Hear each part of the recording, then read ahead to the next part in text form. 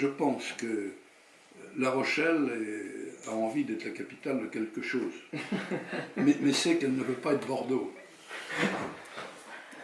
Et qu'il y ait, j'en ai discuté avec le maire de Niort il y a un an, un déjeuner avec Gérard Larcher, là, on avait rigolé un peu.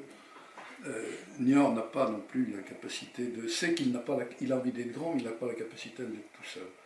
Donc qu'on unisse pour travailler ensemble intelligemment un espace, parce que Niort-La Rochelle c'est 60 km, La Rochelle-Comte-Delcompte ça doit en faire 40, Surgères c'est 40 aussi, Rochefort c'est 30.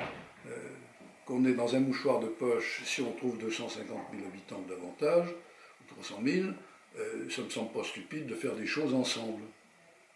Ça ne me semble pas stupide. 500 000 habitants. 500 000. Revendique-t-il?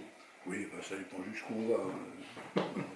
Et ça dépend si on mesure au mois d'août ou au mois de machin, peu importe. Ça fait davantage de monde, et c'est une autre façon d'aménager conjointement. Ça veut dire que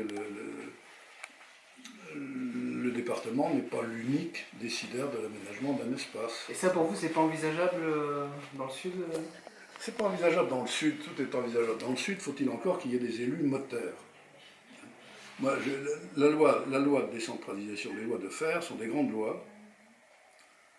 82, application en 85, elles partent d'un constat.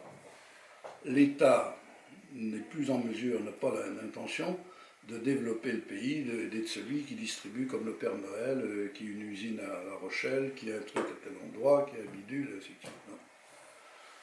C'était ça, l'État était le grand organisateur du développement national. Et il a dit, ce sont les élus qui vont être les développeurs. Faut-il encore que ces élus soient les développeurs? C'est vraiment les collectivités qui ont la responsabilité du développement.